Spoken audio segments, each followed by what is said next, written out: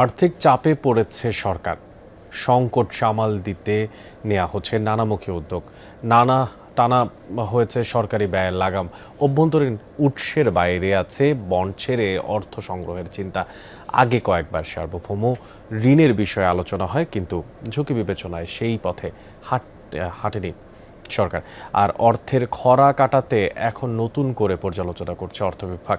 আলোচনায় আছে চীনা মুদ্রার পান্ডা বন্ড। তবে প্রথম ঋণ ডলারে নেওয়ারও পরামর্শ এসেছে। বিশ্লেষকরা বলছেন সার্বভৌম ঋণের সুফল এবং ঝুঁকি দুই দিকে আছে, সতর্কতা দরকার। রিমন রহমানের রিপোর্টে বিস্তারিত।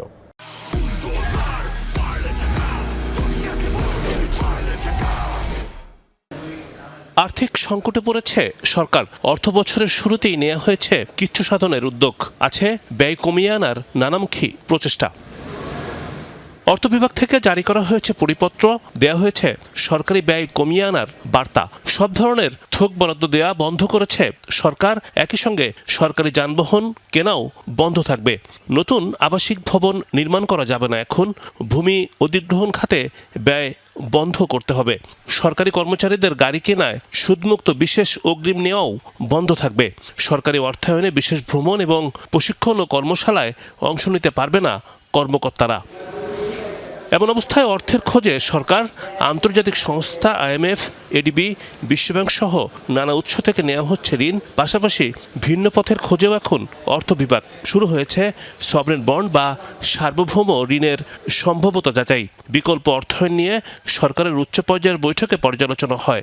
প্রাথমিকভাবে চীনা মুদ্রায় পান্ডা বন্ড ইস্যুর বিষয়টি গুরুত্ব পায়। তবে প্রথম বন্ড ইস্যুর ক্ষেত্রে ডলার কেনার দিকটিও গুরুত্ব দেয় কেউ কেউ। বার্ষিক ঋণ ব্যবস্থাপনায় অন্তর্ভুক্ত করা হবে ইউরো বন্ড বা সার্বভৌম বন্ড ইস্যুর বিষয়। বিভিন্ন ধরনের যে শর্ত থাকবে, ঝুঁকি যেটা থাকবে, ঋণের যে বিষয়টা থাকবে, মুদ্রার ক্ষেত্রে কোন ধরনের মুদ্রা থাকবে, এই ধরনের অনেকগুলো বিষয় কিন্তু আছে। এই সব বিষয়গুলোকে যাচাই বাছাই করে তারপরে সিদ্ধান্তটা নাও। ক্রেডিট রেটিংটার সাথে জড়িত হবে কি ধরনের আসলে সুদের হার হবে, কি ধরনের শর্ত থাকবে, সার্বিকভাবে কি ধরনের মুদ্রার মাধ্যমে ডেনোমিনেশন কি হবে, এই জিনিসগুলো কিন্তু সংশ্লিষ্ট থাকবে। অর্থ মন্ত্রণালয় মনে করে নতুন এই অর্থায়ন কৌশল বাস্তবায়নে রেয়াতি ঋণের যোগ্যতা নিয়ে উদ্বেগ জানাতে পারে IMF। পরামর্শ আসে সার্বভৌম ক্রেডিট রেটিং উন্নত করা দরকার। ঝুঁকি পর্যালোচনা, কাঠামো, মুদ্রা পরিমাণ সহ নানা দিক পর্যালোচনায় আন্তঃমন্ত্রণালয় কমিটি গঠন করা প্রয়োজন। সার্বিক দিক বিবেচনার নির্দেশ দিয়েছেন অর্থমন্ত্রী। বাংলাদেশের যে অর্থনীতির আকার সেটা $510 বিলিয়ন, এবং সেটা সামনে আরও বেড়ে যাবে। হয়তো 2034 সালের মধ্যে $1 ট্রিলিয়ন ইকোনমি হবে। এই প্রজেকশন যদি আমরা রেখে যদি ব্যবসার পরিবেশটা ভালো করি এবং সব মিলিয়ে যে এই ব্যবসা বাণিজ্য করা যদি লাভজনক হয়, অর্থনৈতিক প্রবৃদ্ধি যদি বাড়ে, বিনিয়োগ বাড়ে, তাহলে সেই ক্ষেত্রে এই ইন্টারন্যাশনাল বন্ড ইস্যু করাটা কিন্তু সহজ। বন্ড মার্কেট দিয়েই হচ্ছে পৃথিবীর বিভিন্ন দেশে বিভিন্ন অবকাঠামো তৈরি হয়েছে। তারপরে যে পানি, তারপরে এই যে সৌরবিদ্যুৎ, এলিভেটেড এক্সপ্রেসওয়ে, এগুলো তারা করে ফেলেছে। এই অনেক সময় বড় বড় সেতুও হয়।